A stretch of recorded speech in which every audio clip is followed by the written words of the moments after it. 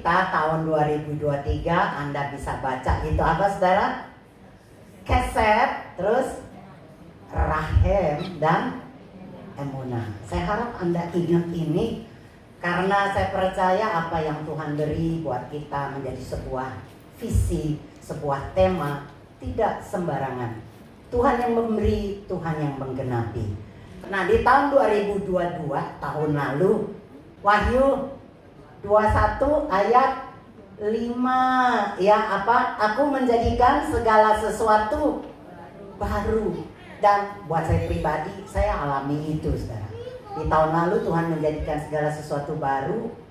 Ya, bagaimana pemulihan demi pemulihan tubuh saya khususnya Tuhan kerjakan. Dan hari ini saya bisa rasakan, saya sudah mulai bisa berjalan lebih baik. Bahkan saya udah bisa pakai sendal. Saya pakai sendal ini, saya bisa lompat dan jerit-jerit. Nggak bisa. Tapi hari ini saya coba tadi, bisa saudara.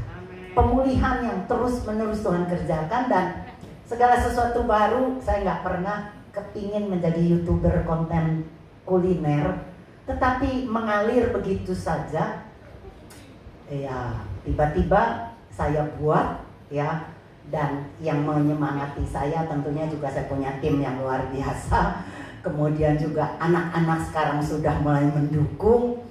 Saya percaya sesuatu yang baru yang gak pernah saya alami Tuhan kerjakan mulai dari tahun lalu. Dan tahun ini ya Rami kandung tema ini karena Keset, Rahem, Emunah itu bukan suatu tema yang biasa.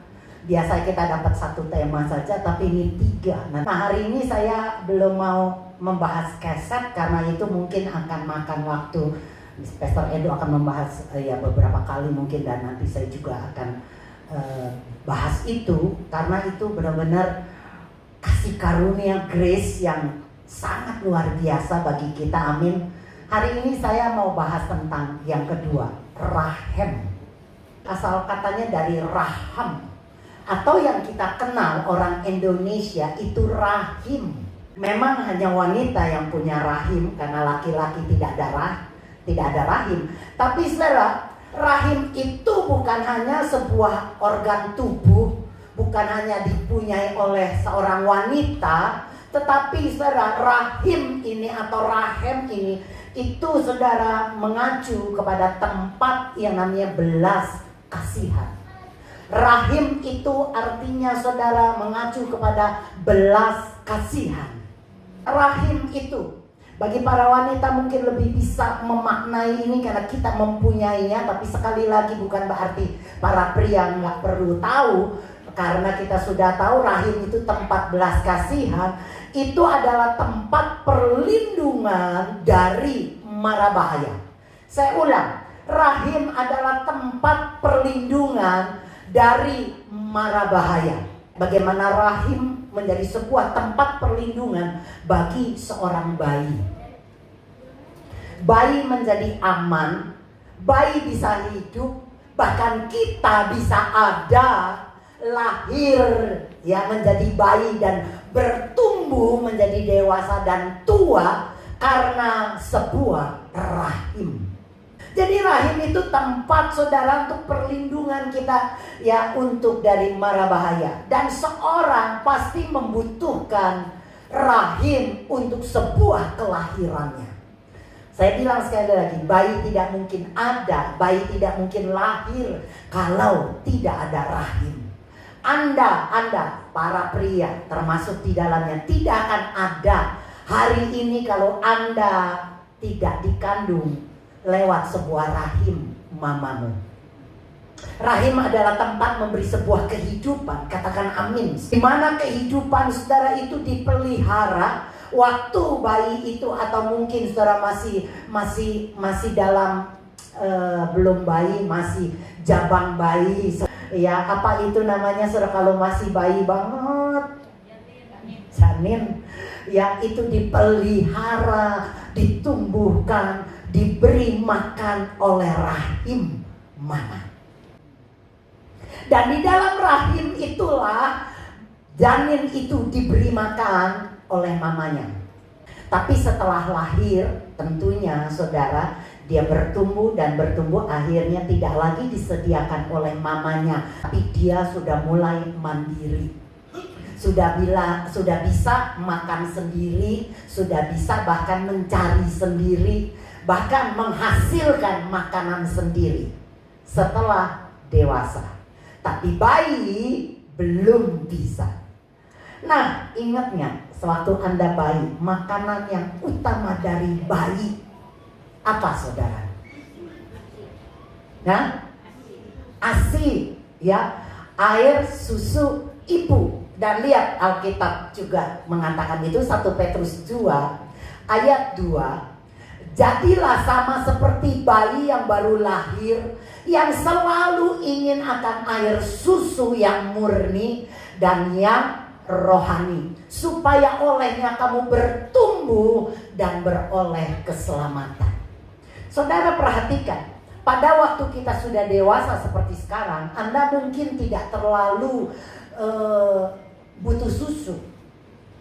Kita bisa makan nasi, kita bisa makan mie, kita bisa makan gado-gado. Maksud saya, Anda setelah dewasa, Anda bisa makan apa saja, dan susu bukan merupakan sebuah makanan yang vital, yang sangat fatal bagi Anda.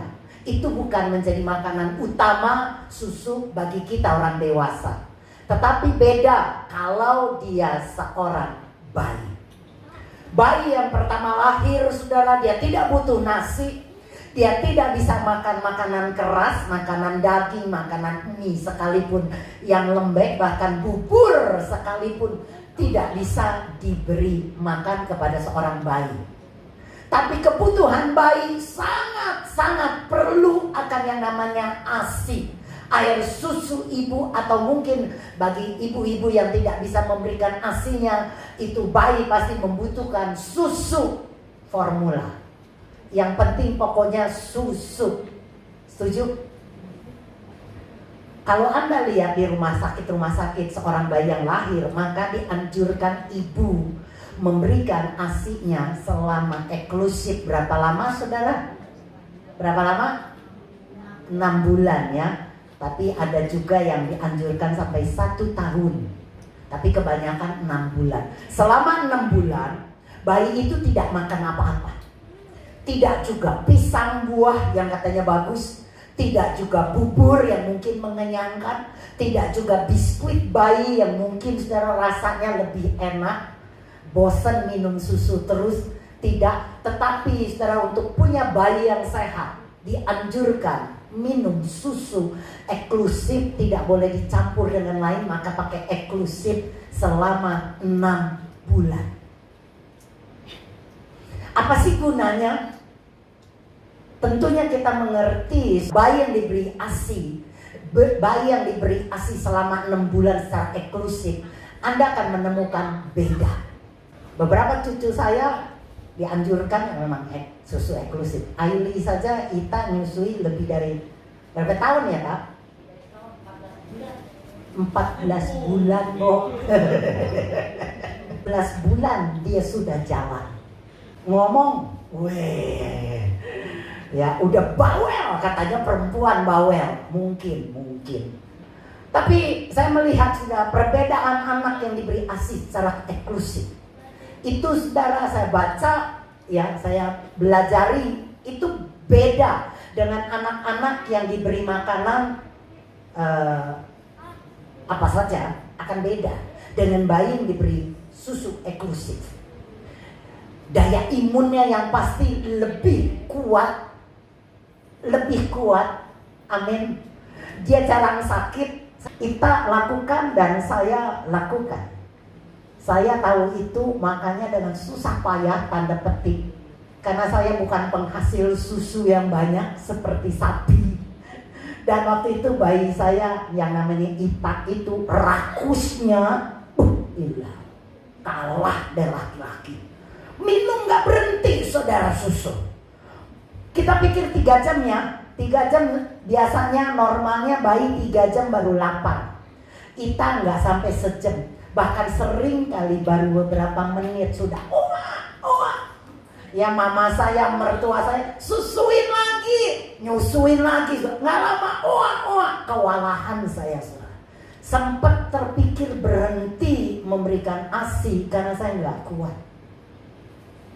Badan meriang, habis semuanya, pokoknya disedot. Sampai 3 hari saya tidak beri dia ASI, saya beri susu formula. Tapi terngiang perkataan dokter yang mengatakan kalau anak diberi ASI itu akan punya kemampuan yang beda dengan anak-anak yang tidak diberi ASI eksklusif. Artinya kalau anak yang diberi ASI secara eksklusif dia akan tahan sakit, imunnya lebih kuat, daya pikirnya, kecerdasannya lebih dari anak rata-rata, dan sebagainya. Saya renungkan 3 hari, setelah 3 hari saya beri lagi ASI. Bagaimana caranya? Wah, ibu-ibu pasti tahu. Ngalami lagi dari awal sakitnya, meriangnya dan sebagainya. Tapi saya nggak pernah menyesal memberikan anak saya ASI dengan jerih lelah payah seperti itu, karena saya melihat hasilnya sangat luar biasa. Firman Tuhan mengatakan bayi yang baru lahir pasti menginginkan susu. Nggak ada kebutuhan seorang bayi, cuma susu dan susu. Dia nggak peduli dia mau kasihin cincin, dia mau kasihin emas, berlian, kalung, anting. Kalau dia seorang wanita dia nggak peduli, nggak mikirin hal-hal duniawi. Yang dia butuhkan cuma susu. Anda pada waktu kita memasuki fase kelahiran baru, Anda dilahirkan baru oleh Kristus Yesus, permandian oleh Dia. Maka waktu kita menerima Yesus, kita menjadi bayi-bayi yang baru lahir. Dan sebagaimana normalnya seorang bayi itu cuma butuh susu. Amin. Anda tidak akan dipusingkan dengan kehidupan duniawi, dengan kemewahan duniawi, dengan kesenangan duniawi. Bagi Anda yang mengalami Yesus Kristus lahir dalam hidupmu, Anda pasti cuma butuh Yesus, Yesus, dan Yesus. Gak ada lain. Kita gak bisa hidup tanpa susu. Terjemahan lain saya bacakan, jadilah sama seperti bayi yang baru lahir, yang selalu ingin minum air susu yang murni. Terjemahan lain mengatakan yang selalu ingin akan firman. Jadi air susu yang murni itu dalam terjemahan lain jelas dikatakan itu adalah firman. Jadi bagi kita yang baru lahir, kita akan rindu, kita akan haus, dan kita nggak bisa hidup tanpa firman. Sekali lagi, bayi belum butuh perhiasan, belum butuh kemewahan, belum butuh baju-baju mahal. Bayi cuma butuh susu. Renungkan dulu hal yang sederhana, tetapi kalau Anda renungkan, saya percaya ini memberkati banget. Bagaimana kita mengalami kelahiran baru di dalam Yesus. Waktu kita terima Dia, kita menjadi bayi yang selalu rindu, selalu ingin firman, selalu kepengen makan firman. Karena gak ada lagi kebutuhan lain. Kita gak bisa digoda dengan kebutuhan-kebutuhan duniawi. Yang kita butuhkan cuma susu waktu bayi. Dan saya katakan tadi bagaimana ilustrasi bayi yang diberi susu eksklusif, dia menjadi bayi yang beda. Katakan amin. Waktu Anda kenyang dengan firman, Anda makan firman, Anda minum firman, Anda menjadi orang-orang yang berbeda dengan orang-orang pada umumnya. Kalau tadi secara fisik, jasmani dia menjadi kuat, imunnya beda, jarang sakit. Anda lihat ya, orang yang diberi ASI itu jarang sakit. Juga dia punya daya cerdas, kecerdasan otaknya, saudara, itu beda. Itu sari-sari yang diberikan oleh ibunya, saudara, lewat air susu diserap begitu rupa dan menjadi sebuah kehidupan yang luar biasa. Waktu Anda benar butuh firman, makan firman, Anda jadi bayi dalam rohanimu. Anda cuma makan firman dan firman. Saya percaya Anda punya kekuatan imun roh yang beda, saudara. Anda nggak akan kena virus-virus dunia yang menggoncangkan.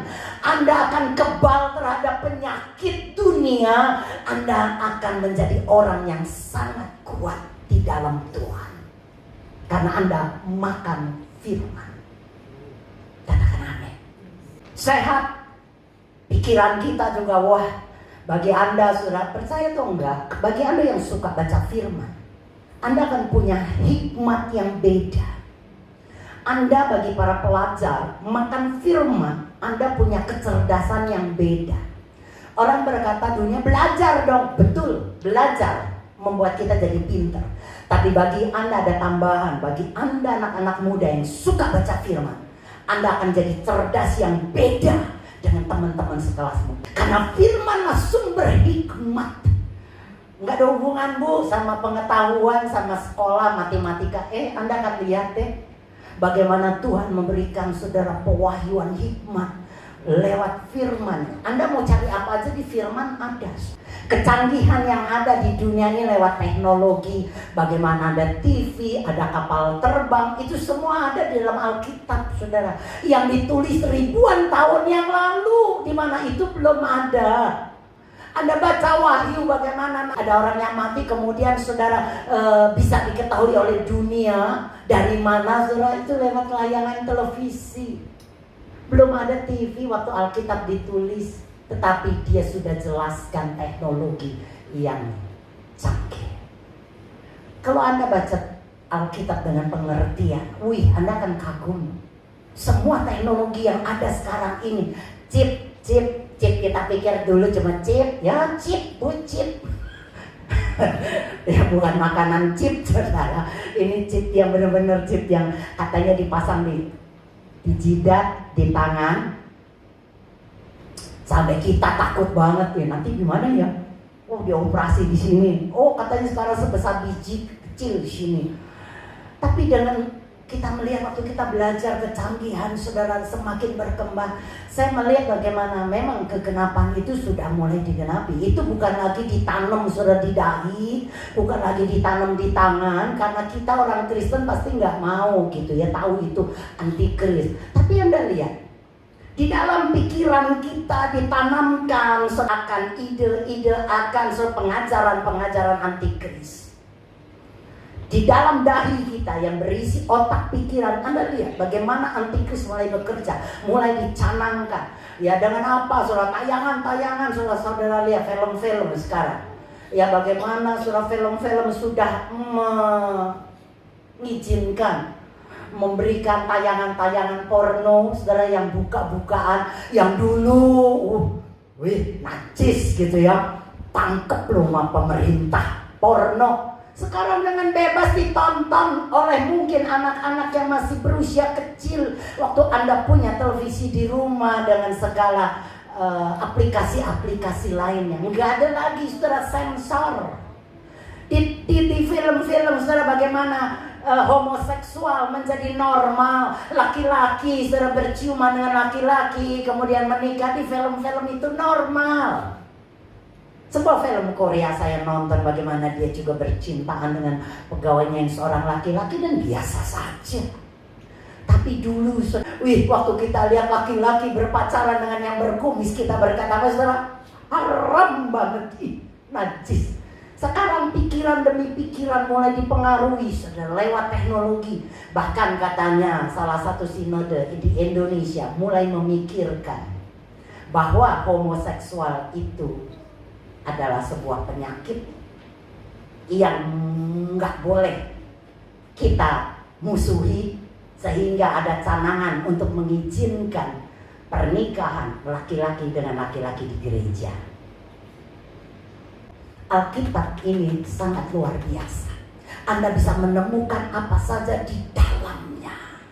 Maka pelajari, baca, makan.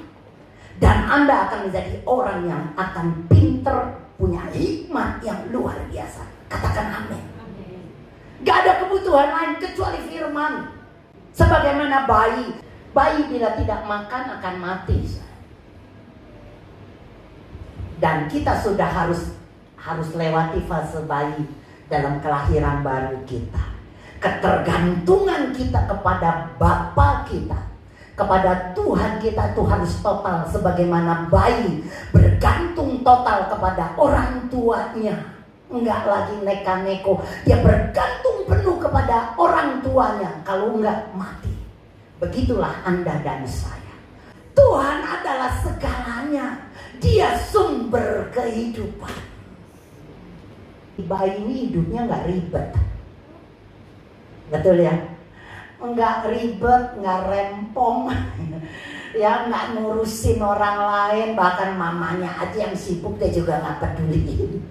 Enggak ribet, saudara ya. Yang dia tahu cuma makan.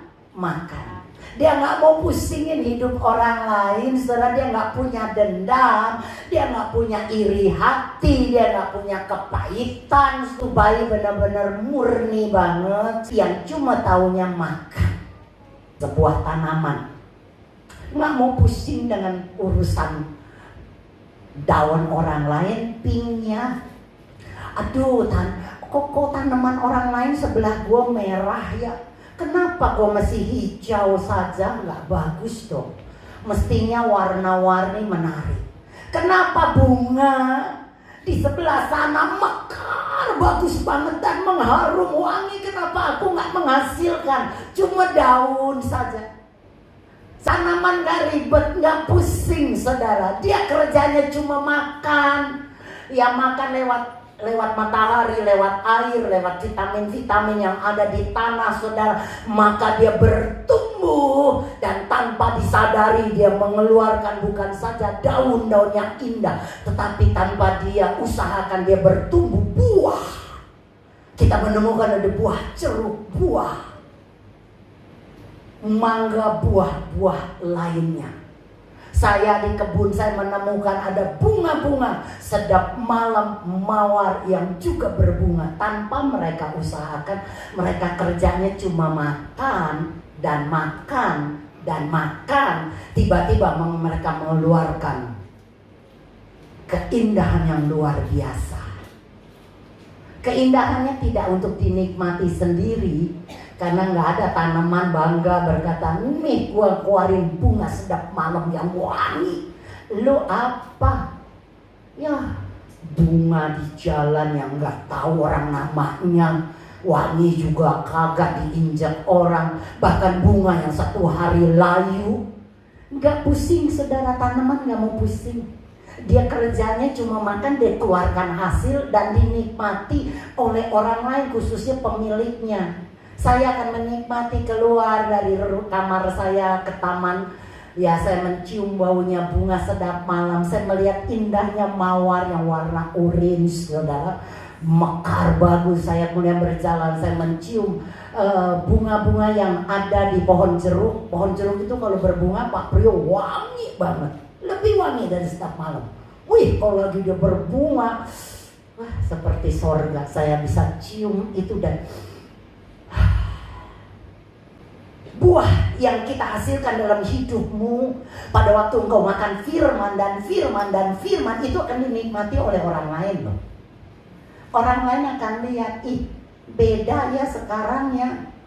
Ibu Ismi sejak makan firman dia beda dengan Ismi yang dulu. Dia mengeluarkan buah-buah roh yang namanya damai, sukacita, kesabaran, penguasaan diri, dan sebagainya.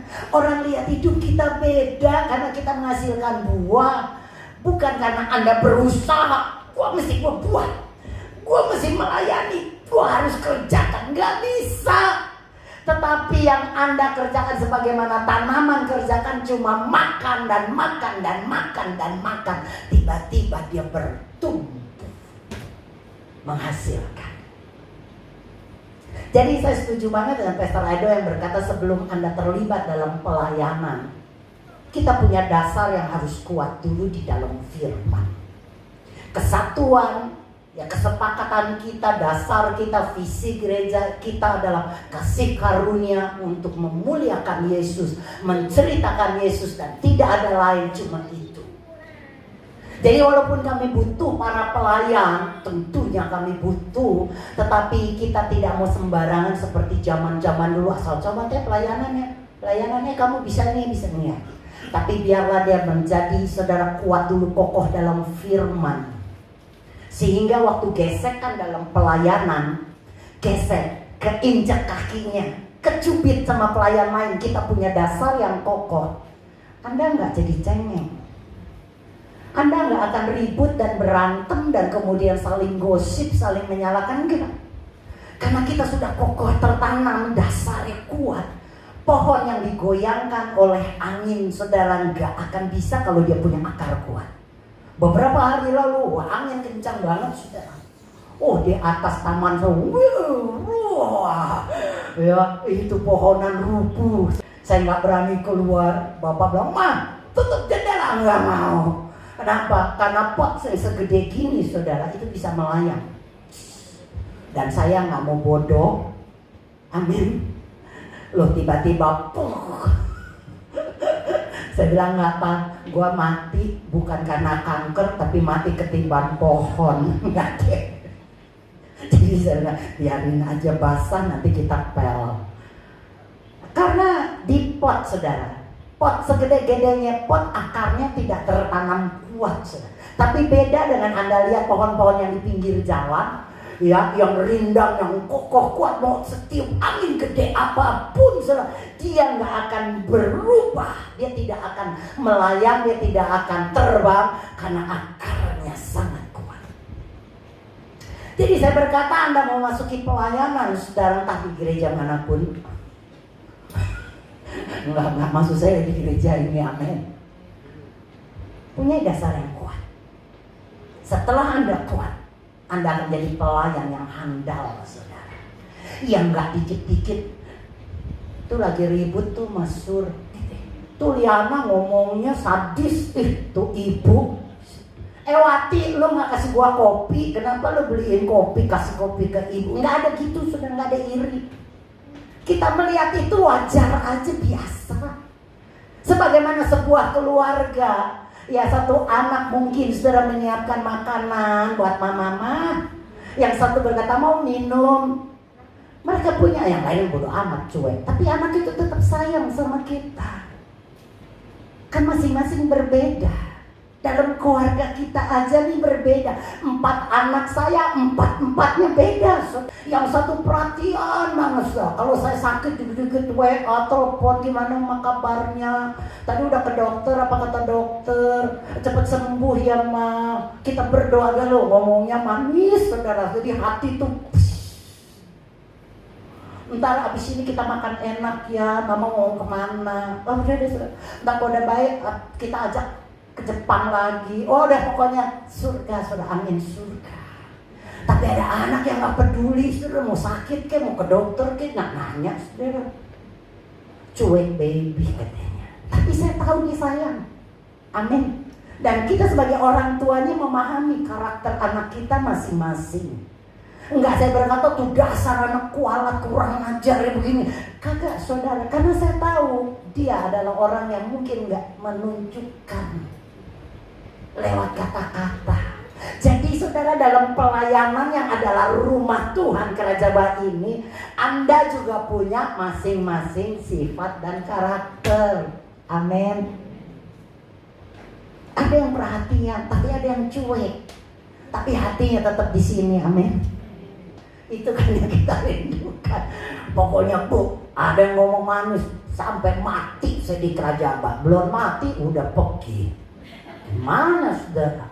Tapi ada yang gak ngomong, dia tetap bertahan di tempat ini. Amin. Nah jadinya saudara, pelayanan adalah sesuatu yang kami butuhkan. Edo butuh banget temen untuk bisa saudara. Wah, dia gak usah kalang kabut lari kiri kanan. Sudah ada teman-teman timnya. Tetapi saya percaya dia juga menginginkan teman timnya kuat dulu dalam dasar kasih karunia. Waktu saya sakit, saya dianjurkan untuk minum madu.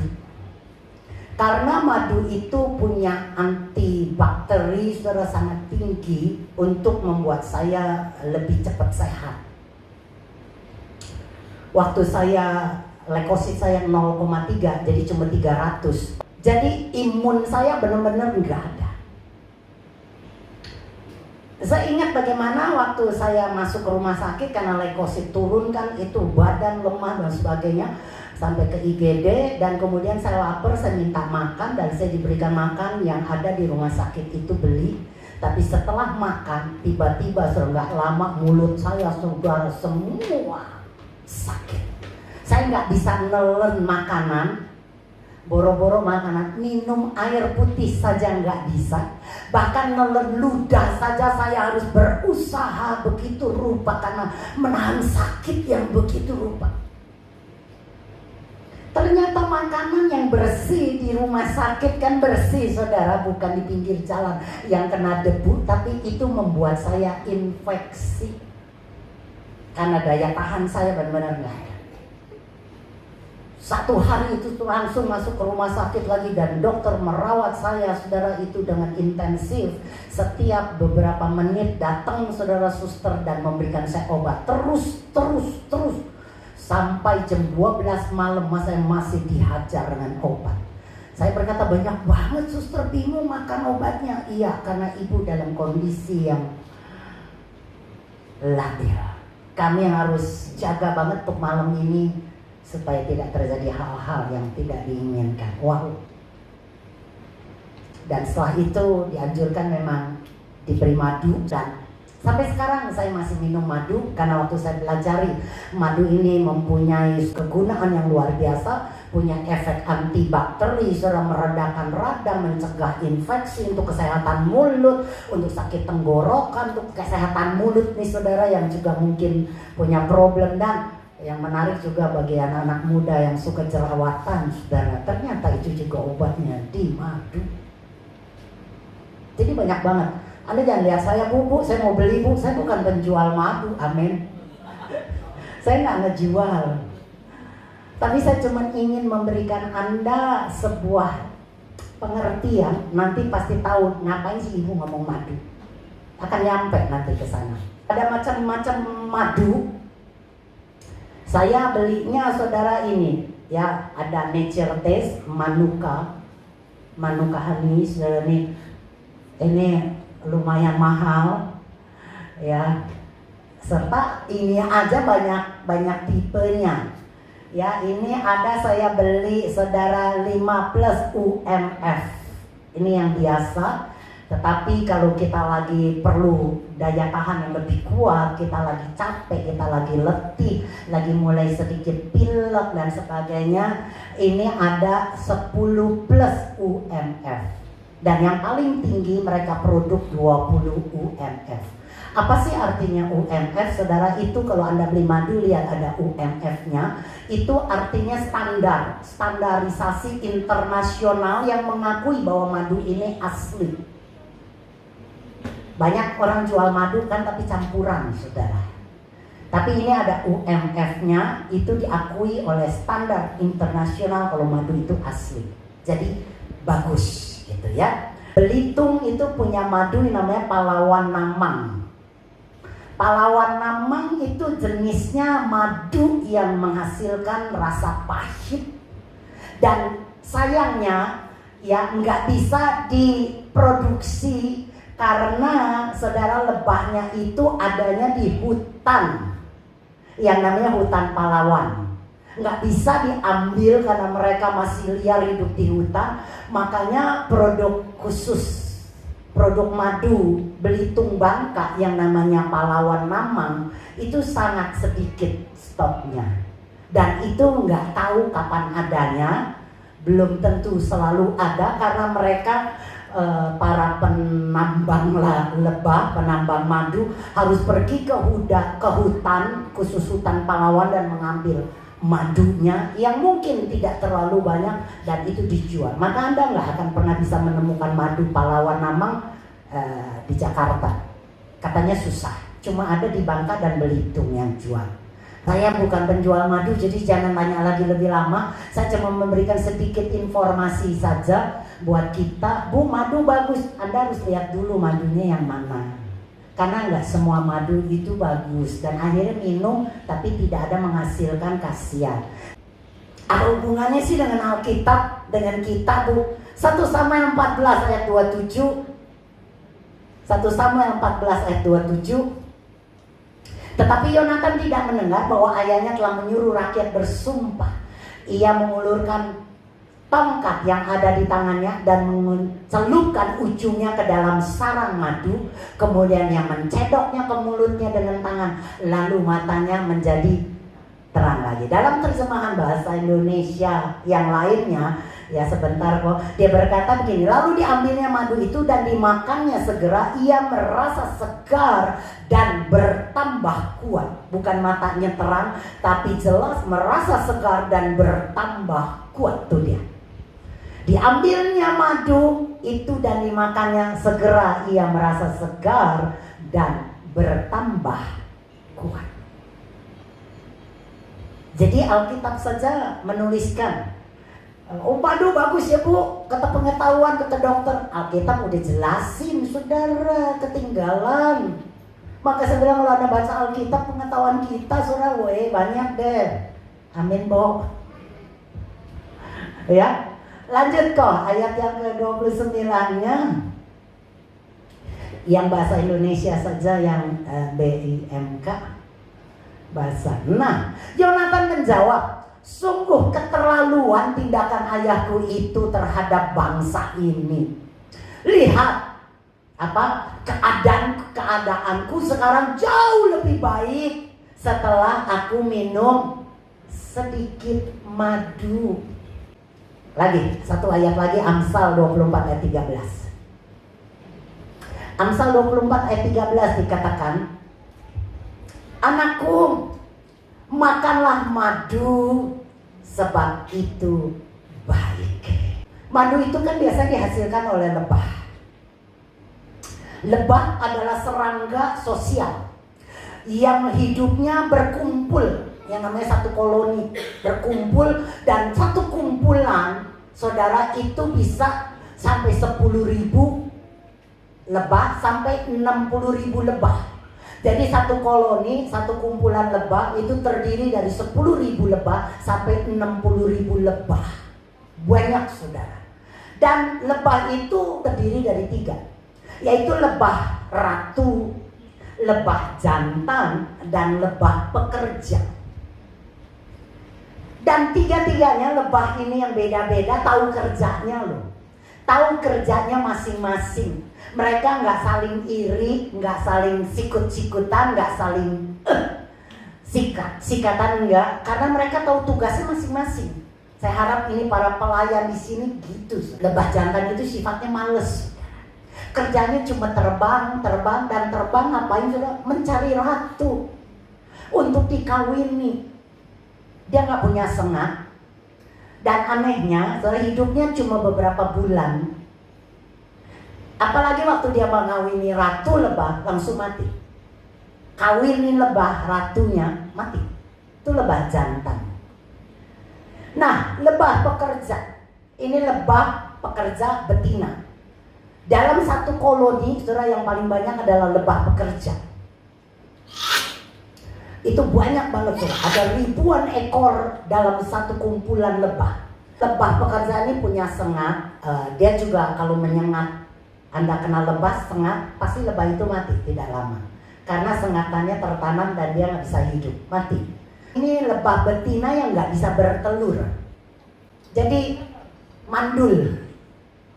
Ya, kerjanya saudara paling berat. Banyak banget kerjaannya, namanya itu disebut lebah pekerja. Dia harus beri makan ratu. Ratu itu nggak boleh kerja, nggak cari makan, nggak cari minum.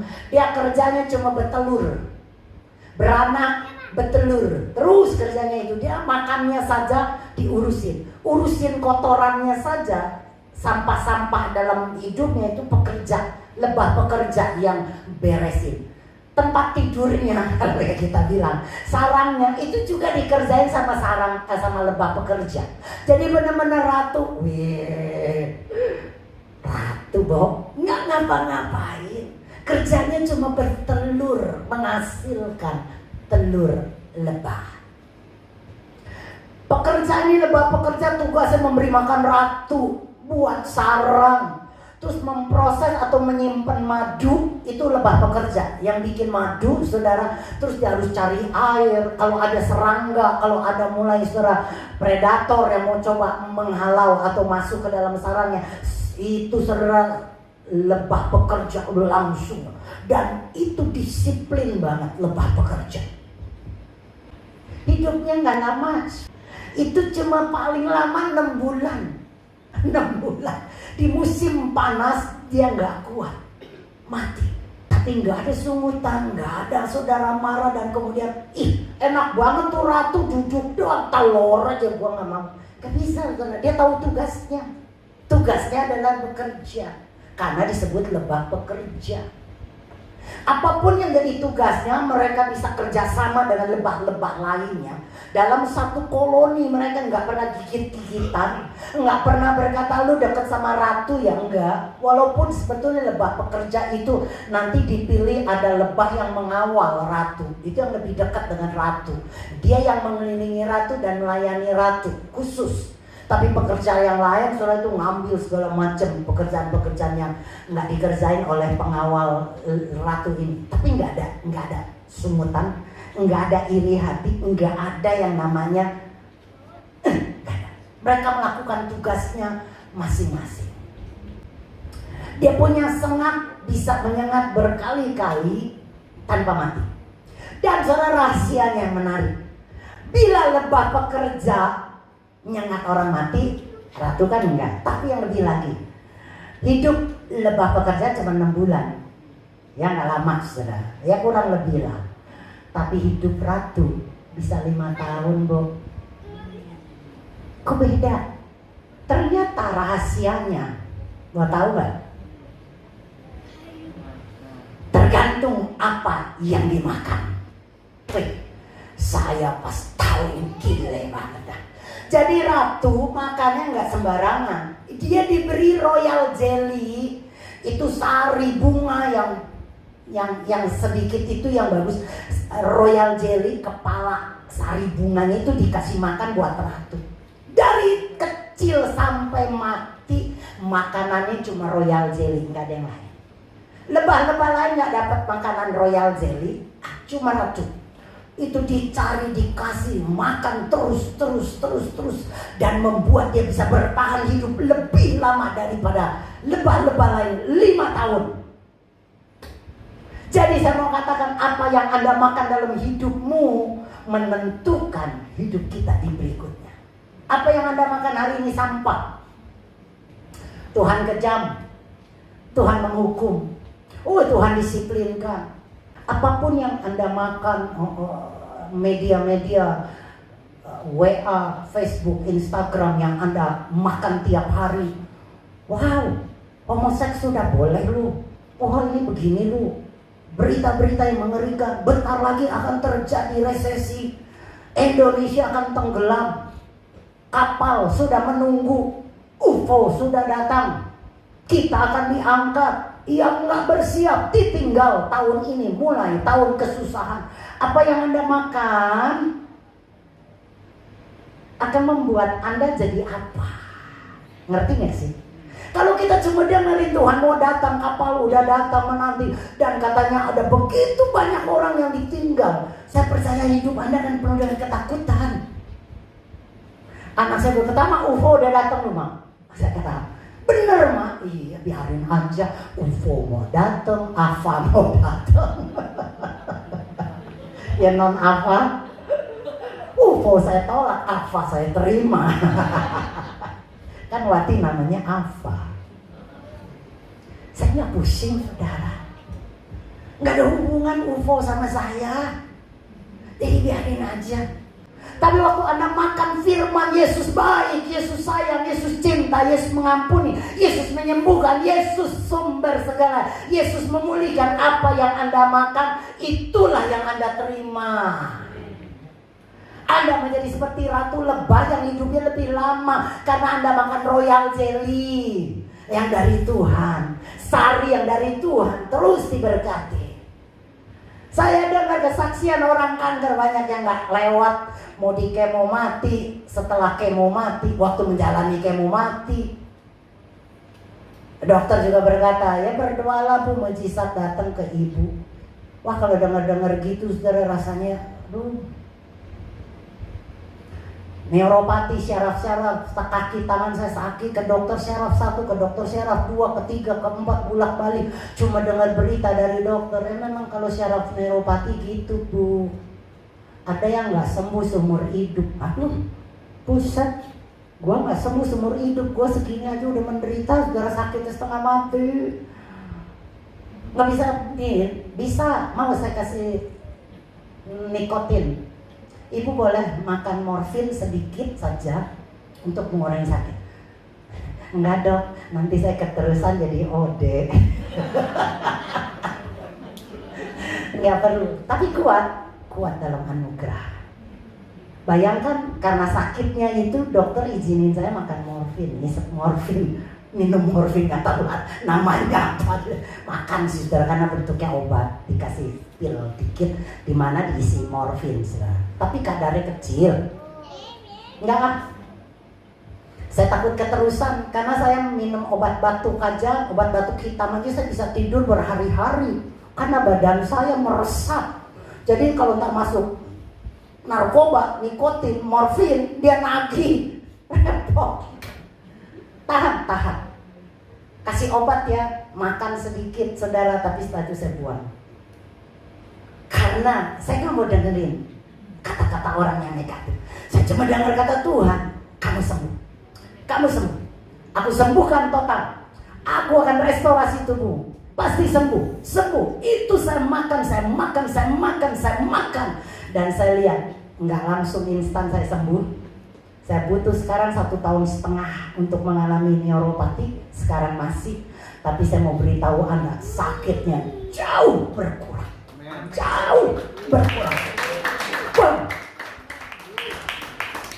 Dulu napak ubin gak bisa. Dulu saya sentuh kaki saya, saya bisa cerit-cerit sampai keringetingnya. Dulu saya di tengah malam bisa gak tidur, sakit. Aduh, gak tahu berapa keluhan saya berkata, Tuhan sakit. Saya sampai bilang ini neraka dunia, saya alami, sakit banget saudara. Saya bukan orang yang cengeng. Tapi waktu saya ngalami neuropati, saya gak kuat saudara. Tapi saya terus makan firman. Saya makan firman. Saya nggak mau dengerin kata iblis yang bilang lu nggak sembuh, lu sakit terus lo. Saya tetap berobat, saudara jangan pikir saya juga manusia super yang Bahkan sekarang ini seminggu 2 kali saya ke terapis untuk di fisioterapi. Kenapa? Karena saya baru tahu juga itu terapi itu bilang dia banyak melayani orang-orang yang kemo, setelah kanker di kemo mengalami kekakuan otot. Ototnya kaku semua. Padahal dia pesenam.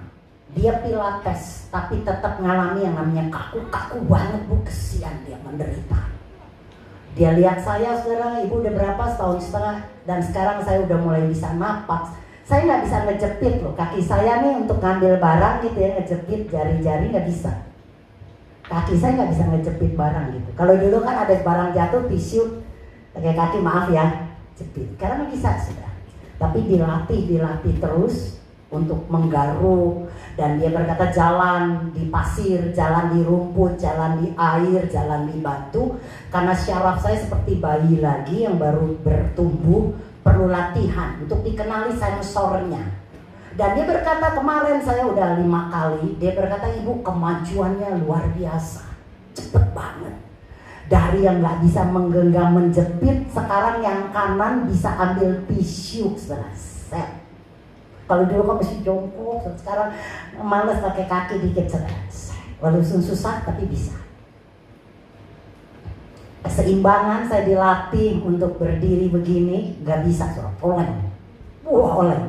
Sekarang saya bisa berdiri beberapa detik karena kaki saya sudah kuat menapak. Wah ada banyak kemajuan, dia aja sampai bingung, cepet banget. Saya berkata karena Tuhan saya yang ajaib.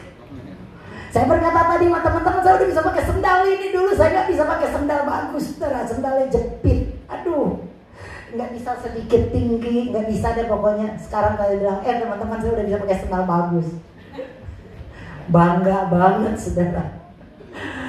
Ya karena fisioterapi, saya ingat lagi. Maaf, bukan karena fisioterapi, tapi karena Tuhan. Waktunya memang udah mau sembuh, amin. Itulah Tuhan. Apa yang kita makan. Saya nggak peduli dokter berkata, gue ada stadium 4 nih kanker. Sempat dulu lihat, kita tahu sendiri berapa umur saya, berapa lama lagi dokter. Karena stadium 4, dokter liatin saya menggila nih ibu. Banyak sekali orang berkata, aduh kanker paru-paru. Orang kanker lain aja udah menderita di paru-paru. Paru-paru tempat nafas loh. Sesek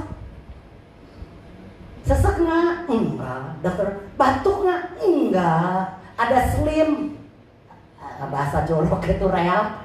Nggak ada. Kok nggak ada apa-apa? Enggak, sehat. Paru-paruku sehat, amin.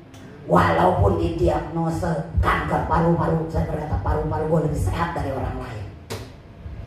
Karena saya makan firman. Apa yang kita makan itulah yang menentukan hidup Anda. Saya berdoa, saudara, makan firman, makan tumbuhan, tanaman, tumbuh menghasilkan buah. Waktu dia cuma makan. Bayi jadi tumbuh dewasa pada waktu dia makan dan minum susu saja. Anda dan saya akan bertumbuh luar biasa waktu kita makan firman. Nggak usah peduliin yang lain. Cukup Yesus. Maka kerajaan akan bertumbuh luar biasa. Kegenapan rahim, tempat belas kasihannya Bapa, di mana Anda dan saya dikandung dalam rahimnya Tuhan, diberi makan sama Tuhan, diberi hidup sama Tuhan. Ya kemudian kita keluar menjadi orang-orang bayi-bayi yang luar biasa, yang memuliakan Dia. Pada waktu kita punya anak bayi kita yang rawat, tapi setelah bayi kita besar dan dewasa, bayi itu bisa menyenangkan orang tuanya. Amin. Saya percaya kalau Anda dewasa, Anda akan memuliakan Bapamu yang di surga. Semua akan lihat, wih hebat dia. Bukan kamu yang hebat, amin. Hebat ya Tuhan yang ada di kerajaan. Saya berkata, amin. Karena kita dalam rahimnya Tuhan. Tutup Alkitab saudara, saya berdoa biarlah Tuhan berkati kita dan Anda boleh semakin diberkati dengan luar biasa. Ya.